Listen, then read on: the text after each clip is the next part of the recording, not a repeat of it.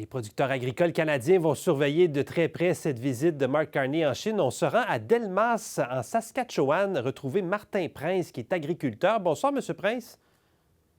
Oui, bonsoir. Qu'est-ce que vous espérez, vous, comme résultat de cette visite?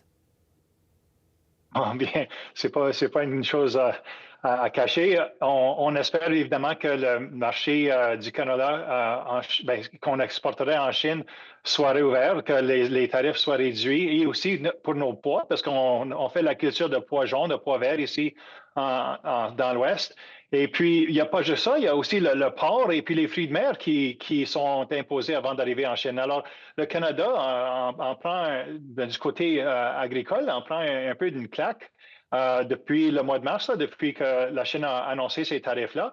Et puis, juste les nouvelles que notre premier ministre se rendait en Chine, ça a donné un espoir déjà dans les marchés du canola. On a vu déjà une augmentation quotidienne, là, la valeur augmente un tout petit peu parce qu'on espère qu'il va y avoir un débouché ou une annonce positive. Malheureusement, s'il n'y a rien qui en sort et que la semaine prochaine, on découvre que, il y a encore du travail à faire, les marchés vont être désolés et ils vont retomber là où ils étaient à la fin 2025. Oui, ouais, c'est intéressant. Donc là, on a beaucoup d'attentes par rapport à cette rencontre-là. Vous-même, vous en cultivez du canola. Vous parlez des tarifs, là, c'est à peu près 76 de tarifs qu'impose la Chine. C'est quoi les conséquences concrètement? C'est qu'il n'y a personne en Chine qui achète vos produits?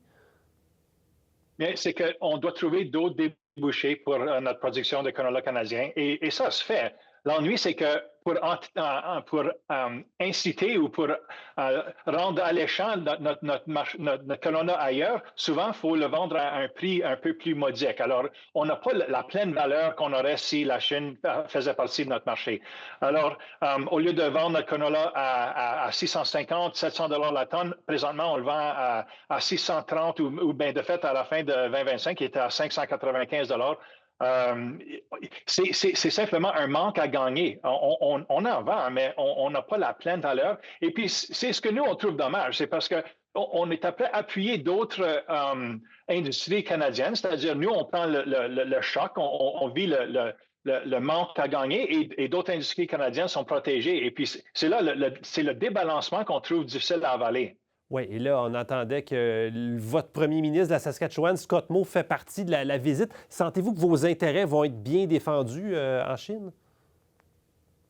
Ce serait mieux défendu que s'il n'y était pas, c'est sûr. Et puis, il faut rappeler que Scott Moe, il s'est rendu déjà une fois en Chine pour justement tenter de repartir le dialogue. Et puis, qu'il y soit encore cette fois, c'est un peu réconfortant. C'est au moins ça. Au moins, l'équipe de Mark Carney a voulu que Scott Moe puisse y être aussi. Je ne sais pas qui est-ce qui a invité qui ou comment ça s'est arrangé. Mais le fait que ça se fasse, juste ça, c'est un bon signe.